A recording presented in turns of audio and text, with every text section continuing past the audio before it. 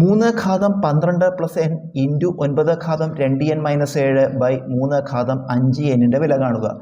ഇത് അതുപോലെ നമുക്ക് 3 ഘാതം 12 പ്ലസ് n ഇൻറ്റു 9നെ നമുക്ക് 3 സ്ക്വയർന്ന് എഴുതാം. 9നെ 3 സ്ക്വയർന്ന് എഴുതി അതിൻ്റെ കൃതിയായിട്ട് 2n മൈനസ് 7 ബൈ ഛേദം 3 ഘാതം 5n.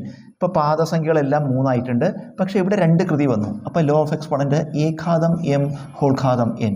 3 ഘാതം 2 ഹോൾ ഘാതം 2 മൈനസ് 2n മൈനസ് 7 a ഘാതം n ഹോൾ ഘാതം n a ഘാതം m ഇൻറ്റു n a ഘാതം m ഇൻറ്റു n. അതുപോലെ നമുക്ക് ഇതുപോലെ ഇടുക. 3 ഘാതം 12 പ്ലസ് n ഇൻറ്റു 3 ഘാതം ഇതുകൊണ്ട് ഗുണിക്കണം.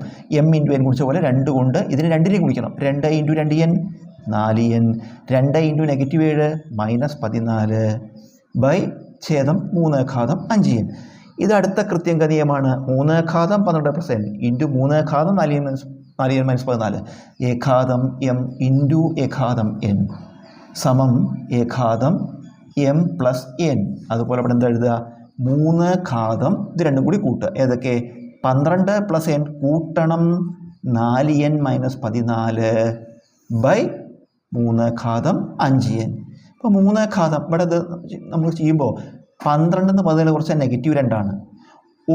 ഒരു എന്നും 4n കൂട്ടുമ്പോൾ 5n വരും. ഒരു എന്നും 4n കൂട്ടി 5n.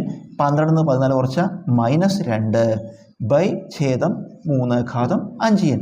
അടുത്ത കൃത്യംഗ നിയമം a ഘാതം m ബൈ a ഘാതം n സമം a ഘാതം m മൈനസ് n. a ഘാതം m ബൈ a ഘാതം n a ഘാതം m മൈനസ് n. അതുപോലെ ഇവിടെ എന്ത് വരും?